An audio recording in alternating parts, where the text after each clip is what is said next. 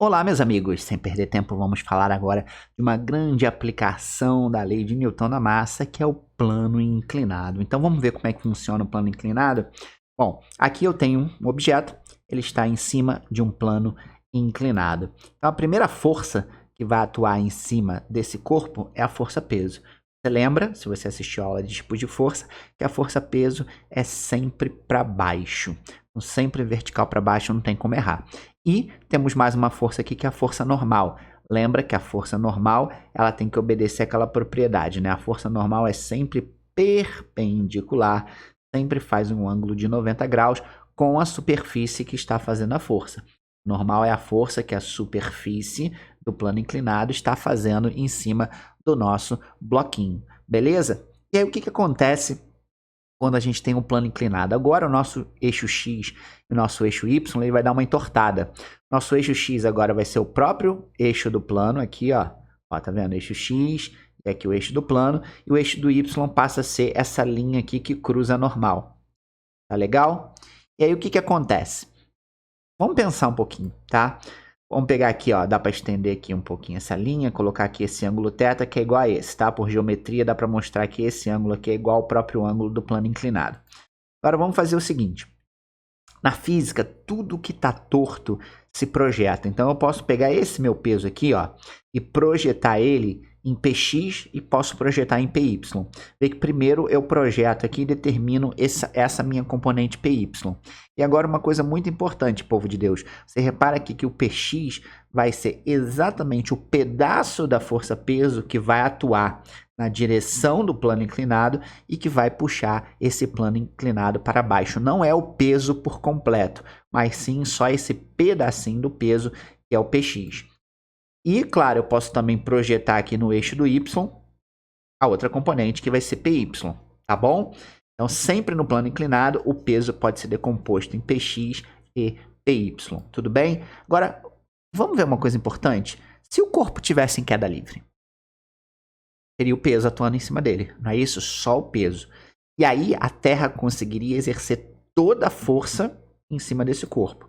Vamos supor, por exemplo, que esse corpo aqui tem a massa de 1 kg, multiplicando pela aceleração da gravidade, que é 10, daria 10 newton.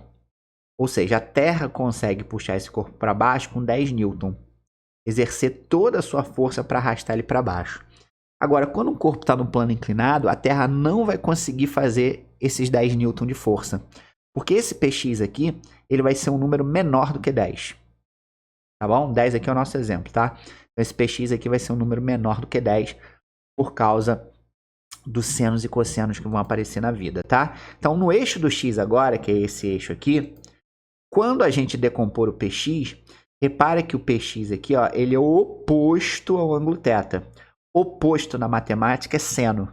Lembra disso? Seno igual ao oposto sobre a hipotenusa. Então, o Px vai ser o peso seno de θ. Tudo bem?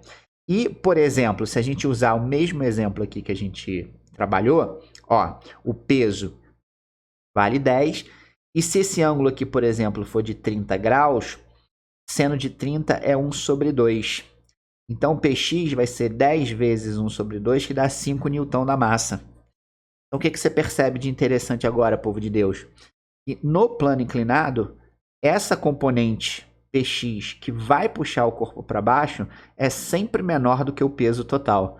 Nesse exemplo que a gente inventou, o peso total era 10. Num ângulo de 30 graus de um plano inclinado, essa componente de Px vai ser só a metade, vai ser só 5 newton. Então, nesse caso, a Terra não vai conseguir exercer toda a força que ela é capaz de exercer. Em vez de exercer 10, ela só vai conseguir puxar com 5. Por isso que quando você arrasta um objeto num plano inclinado é mais fácil. Por isso que em caminhão os caras usam uma rampa para poder trazer a geladeira para baixo. Por isso que em hospital, por exemplo, para você levar um cadeirante, você usa uma rampa, um plano inclinado, que é muito mais fácil do que pegar o cadeirante no colo. Com cadeira e tudo, porque é muito pesado. Então o plano inclinado facilita isso.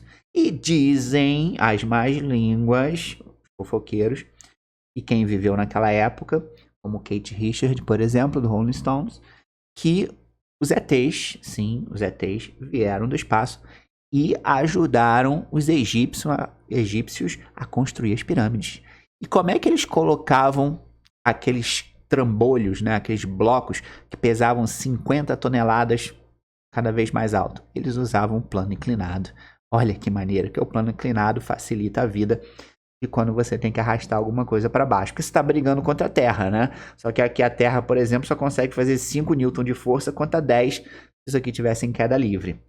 E se eu precisar trabalhar no eixo do Y, que é mais raro, eu só vou precisar trabalhar no eixo do Y quando a questão tiver atrito. Estiver trabalhando com força de atrito, que são os casos mais difíceis. Aí, por exemplo, o PY vai ser igual a peso cosseno de θ. Cosseno porque está grudado com ângulo θ, grudado na matemática é adjacente. Adjacente é cosseno. Aí eu posso dizer que a normal é igual a PY, que é igual ao peso cosseno de θ. Tudo bem? Mas esses são casos mais raros. Moral da história. Moral da história. Quando você estiver trabalhando com plano inclinado, você sabe que a componente que vai puxar o bloquinho para baixo, o corpo para baixo, vai ser sempre PX.